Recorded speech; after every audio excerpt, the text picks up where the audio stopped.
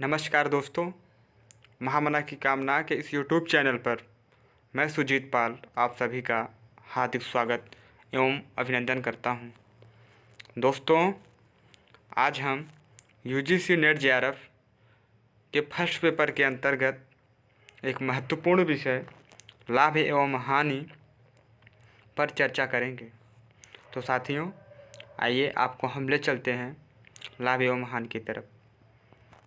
दोस्तों, इस वीडियो में हम लाभ एवं हानि से संबंधित कुछ बेसिक महत्वपूर्ण नियमों को जानते हुए आगे बढ़ेंगे, क्योंकि यूजीसी नेट जेआरएफ के प्रथम प्रश्न पत्र में लाभ एवं हानि से सीधे रूप से संबंधित प्रश्न आने की संभावना कम होती है।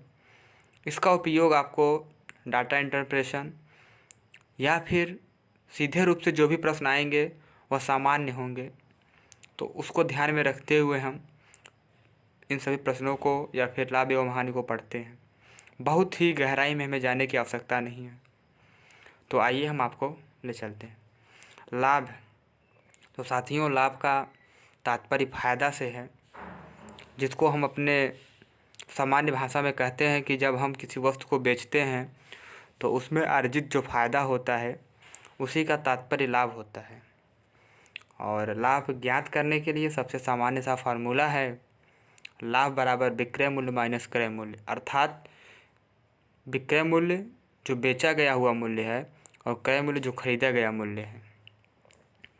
आइए हम इसको एक उदाहरण के माध्यम से समझते हैं। उदाहरण इस प्रकार है, किसी वस्तु का क्रय मूल्य 500 रुपये है और विक्रय मूल्य 700 रुपये है, तो लाभ या हानि बताएं। तो हम इस उदाहरण में देखते हैं कि वस्तु का क्रय मूल्य 500 रुपये है जबकि विक्रय मूल्य 700 रुपये है, अर्थात वस्तु का विक्रय मूल्य ज़्यादा है तो हमें लाभ होगा।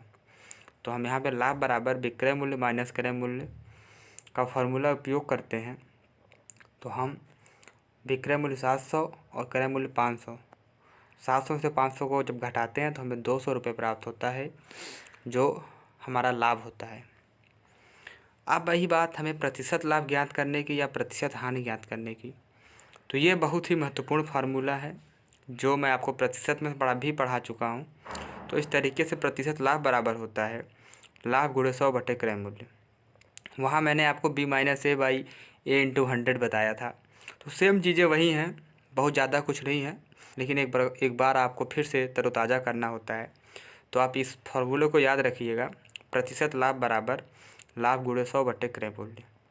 तो इसी उदाहरण में हम देखते हैं कि जब हमें 200 रुपये का लाभ हो रहा है, अगर इसी उदाहरण में पूछा जाए कितने प्रतिशत का लाभ हुआ, तो हम देखते हैं 200 गुणे 100 बटे 500। 500 क्रय मूल्य है, 200 लाभ हुआ है। तो हमने 0 से 0 को कट किया और 5 से 10 को कट किया तो 2 मिला, और ये 2 हुआ और ये 20 हुआ, तो 20 दूनी 40% लाभ हमें प्राप्त होता है। अब आइए हम चलते हैं हानि की तरफ। हानि का तात्पर्य नुकसान से है, अर्थात जब हम किसी वस्तु का विक्रय करते हैं तो उसमें जो हमें नुकसान होता है वही हानि होता है। हानि में हमेशा क्रय मूल्य बड़ा होता है, क्योंकि हम ज़्यादा रुपये में खरीदे रहेंगे तभी ना उसको कम रुपये में बेचेंगे, तभी ना मुझे हानि होगी। तो सीधा सा फॉर्मूला है हानि बराबर क्रय मूल्य माइनस विक्रय मूल्य। आप लोग इसको याद रखिएगा। आइए हम आपको एक उदाहरण के माध्यम से समझाते हैं। किसी वस्तु का क्रय मूल्य 700 रुपये है और वस्तु का विक्रय मूल्य 500 रुपये है, मतलब इसी उदाहरण को हमने चेंज कर दिया है। तो दोस्तों, आप लोग ध्यान दीजिएगा,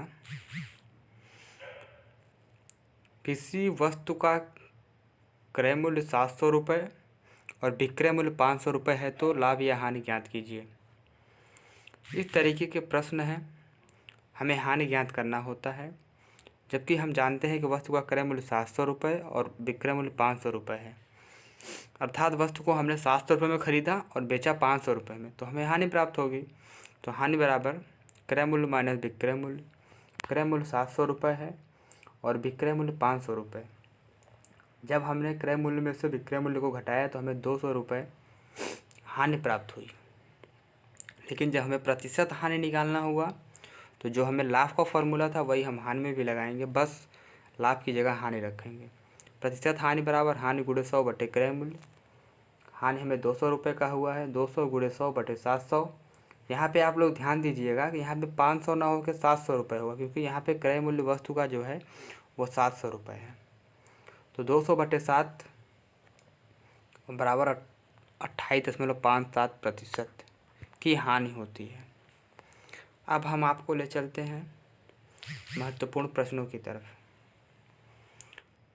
तो आइए हम अब आगे बढ़ते हैं, और आगे बढ़ने के क्रम में हम एक बहुत ही महत्वपूर्ण नियम से परिचित होते हैं। नियम इस प्रकार है, जब हमें किसी वस्तु का क्रय मूल्य दिया हो, विक्रय मूल्य ज्ञात करना हो, या फिर विक्रय मूल्य दिया हो और क्रय मूल्य ज्ञात करना हो, तो हम इन दोनों नियमों की सहायता से ज्ञात कर सकते हैं। नियम इस प्रकार है, विक्रय मूल्य बराबर 100 प्लस माइनस लाभ प्रतिशत ऑब्लिक हानि प्रतिशत बटे 100 गुणे CP मतलब क्रय मूल्य।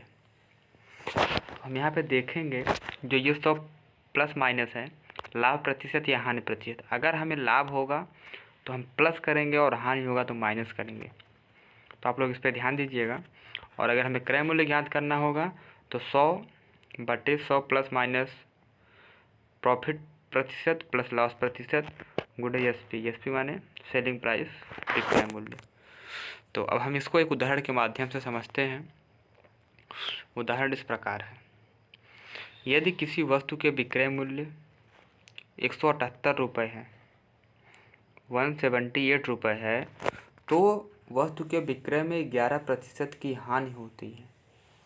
प्रश्न कह रहा है कि अगर यदि किसी वस्तु को 178 रुपये में बेचा जाए तो 11% की हानि होती है, तो वस्तु को कितने रुपए में बेचा जाए कि 11% लाभ हो। इस तरीके से आपको और भी प्रश्न मिलेंगे जिसमें क्रय मूल्य भी ज्ञात करना हो सकता है, या फिर क्रय मूल्य दिया हो विक्रय मूल्य ज्ञात करना हो सकता है। तो आप लोग इस प्रश्न को समझ लीजिएगा। प्रश्न इस प्रकार से है, यदि एक वस्तु है उसको 178 रुपये में बेचा गया है तो 11% की हानि होती है। अब प्रश्न पूछ रहा है वस्तु को कितने रुपए में बेचा जाए कि 11% लाभ हो। तो यहाँ पे विक्रय मूल्य दिया हुआ है, तो हम, जबकि वस्तु का क्रय मूल्य हमें पता नहीं है, तो हम पहले वस्तु का क्रय मूल्य ज्ञात करते हैं। हमारे पास क्रय मूल्य ज्ञात करने का फॉर्मूला यही है, 100 बटे 100 प्लस माइनस प्रॉफिट प्रतिशत ऑब्लिक लॉस प्रतिशत गुणे SP विक्रय मूल्य। तो हम इस फॉर्मूले पे इसको रखते हैं। 100 बटे हमें 11% की हानि हो रही है, तो 100 माइनस 11 हमने किया, और विक्रय मूल्य हमारा 178 रुपये है। तो इस तरीके से जब हमने यहाँ से इसको घटाते हैं तो 100 गुणे 178 बटे हमें 89 प्राप्त होता है। और जब हम 89 को 89 कम 89 और 89 दूना 178 होता है। तो इस प्रकार से 2 में 100 का गुणा करके हमें 200 रुपये क्रय मूल्य वस्तु का प्राप्त होता है। और फिर हम वस्तु का विक्रय मूल्य निकालेंगे कि जब हमें वस्तु को 11% लाभ मिले तो वस्तु का विक्रय मूल्य बराबर पहले फार्मूला का प्रयोग करेंगे, 100 प्लस माइनस लाभ प्रतिशत या हानि प्रतिशत बटे 100 गुणे क्रय मूल्य। अब हमारा वस्तु का जो क्रय मूल्य हमें मिला है वो 200 रुपये हो गया है, और अब हमें वस्तु का दूसरा विक्रय मूल्य, नया विक्रय मूल्य ज्ञात करना है जिस पे हमें 11% लाभ हो, जबकि ये पहले वाला जो विक्रय मूल्य दिया हुआ है इस पर 11% की हानि है। तो आप लोग ध्यान दीजिएगा इस बात को। तो यहाँ पे हम देखते हैं 100 प्लस 11 हमने इसलिए किया कि यहाँ पे 11% लाभ है। तो 100 प्लस 11 बटे 100 गुणे 200 हमारा क्रय मूल्य है। 100 एकम 100, 100 दूनी 200, और ये 100 प्लस 11 111 हो गया। 111 गुणे 222 रुपये। अर्थात यदि हम वस्तु को 222 रुपये में बेचेंगे तो हमें 11% का लाभ प्राप्त होगा। हमें आशा है कि आप लोग को यह प्रश्न समझ में आ गया होगा। फिर से एक बार मैं आपको कुछ बता देता हूँ। जब प्रश्न में वस्तु का विक्रय मूल्य दिया हो और हानि हो तो हमें वस्तु का सर्वप्रथम हम वस्तु का क्रय मूल्य ज्ञात करेंगे दूसरे नियम की सहायता से। फिर अगर वस्तु को पूछा रहा हो कि वस्तु को कितने प्रतिशत लाभ हो या फिर वस्तु को इतने प्रतिशत लाभ के लिए कितने में बेचा जाए, तो फिर हमें विक्रय मूल्य ज्ञात करना है। तो इस तरीके से हम विक्रय मूल्य यहाँ पे बेचना के लिए बोला है, विक्रय मूल्य ज्ञात करने के लिए, तो विक्रय मूल्य फिर से ज्ञात करके अपने उत्तर को प्राप्त कर सकते हैं। तो अब आइए हम आपको, वैसे हमने आपको ये सब बता चुका है परसेंटेज और भी पहले के वीडियो में, लेकिन मैं आपको फिर से एक बार बता देता हूँ। जब आपको क्रय मूल्य और विक्रय मूल्य का मान अनुपात में दिया हो तो आप कैसे प्रश्न को हल करेंगे या प्रतिशत लाभ कैसे ज्ञात करेंगे। प्रश्न अगर मानो इस प्रकार से हो, किसी वस्तु के क्रय मूल्य और विक्रय मूल्य में किसी वस्तु के क्रय मूल्य और विक्रय मूल्य में 12:17 का अनुपात हो, तो वस्तु के विक्रय में अर्जित लाभ प्रतिशत या हानि प्रतिशत बताएं।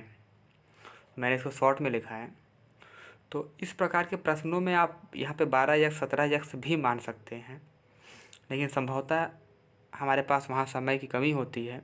तो इसको ध्यान में रखते हुए हम सिर्फ जिसका अनुपात दिया रहेगा, जैसे इसमें क्रय मूल्य और विक्रय मूल्य का अनुपात दिया है, जो भी अनुपात दिया रहेगा उसी को मान लेंगे। अगर विक्रय मूल्य और क्रय मूल्य का अनुपात दिया होता तो हम 12 विक्रय मूल्य मानते, 17 क्रय मूल्य मानते। जबकि हमें क्रय मूल्य और विक्रय मूल्य का अनुपात दिया है, तो क्रय मूल्य को हम 12 मान रहे हैं और विक्रय मूल्य को 17 मान रहे हैं। तो हम देखते हैं प्रतिशत लाभ बराबर विक्रय मूल्य इधर दिया हुआ है 17, तो हम 17 माइनस क्रय मूल्य, अर्थात लाभ ज्ञात करने के लिए विक्रय मूल्य माइनस क्रय मूल्य। पहले हमने लाभ ज्ञात किया, फिर लाभ गुणे 100 बटे क्रय मूल्य हमारा 12 है। तो इस प्रकार से हमें 5 प्राप्त हुआ लाभ, 5 गुणे 100 बटे 12।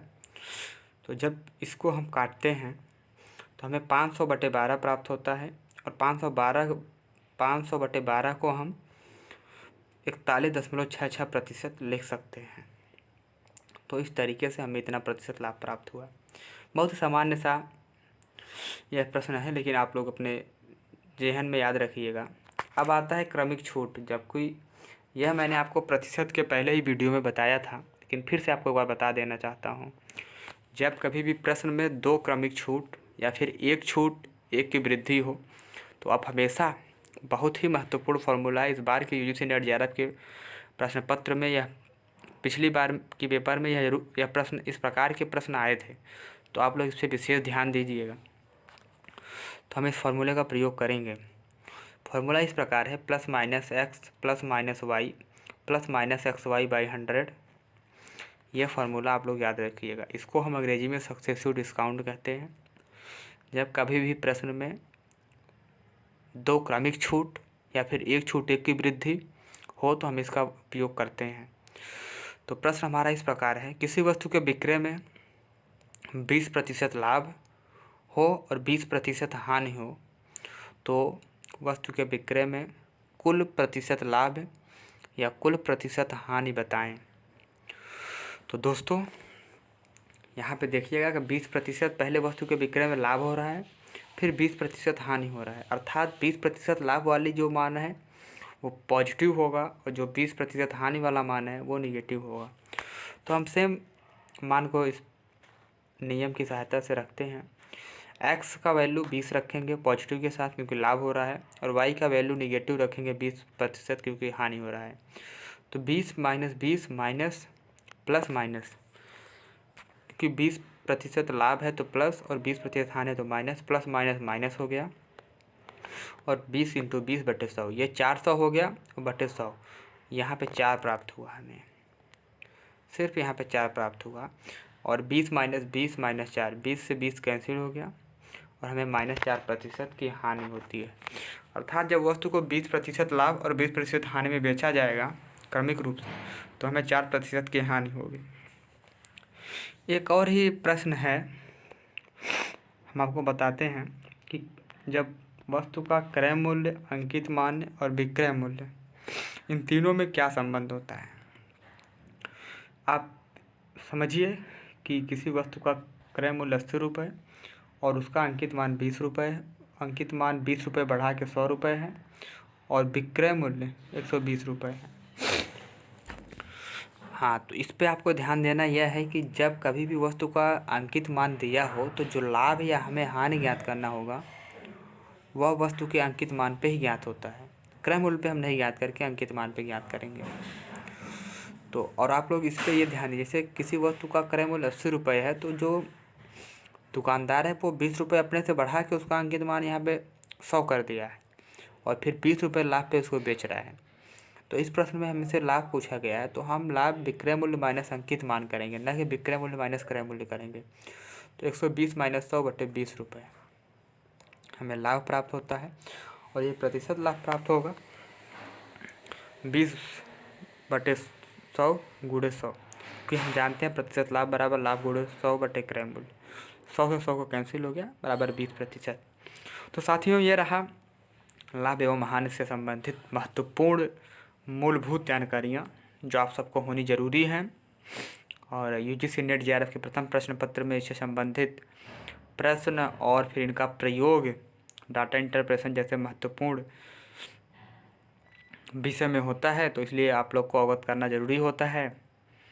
तो आप लोग इन सभी, और मुझे आशा है कि अगर आप लोग ये सभी मूलभूत बिंदुओं को जानते रहेंगे तो अच्छे से प्रश्नों को सब हल कर ले जाएंगे। ज़्यादा परेशान होने की ज़रूरत नहीं है, आप लोग अपना निरंतर अध्ययन करते रहिए।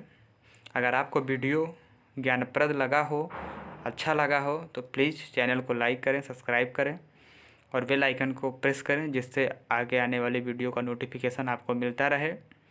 आगे हम आपको रीजनिंग, एक बहुत ही महत्वपूर्ण पोर्शन होता है UGC net JRF first paper के लिए, वो हम आपको विभिन्न प्रकार के जितने भी प्रकार से रीजनिंग यूजीसी नेट जेआरएफ के प्रथम प्रश्न पत्र में पूछी जाती होंगी उन सब से मैं आपको अवगत कराऊंगा।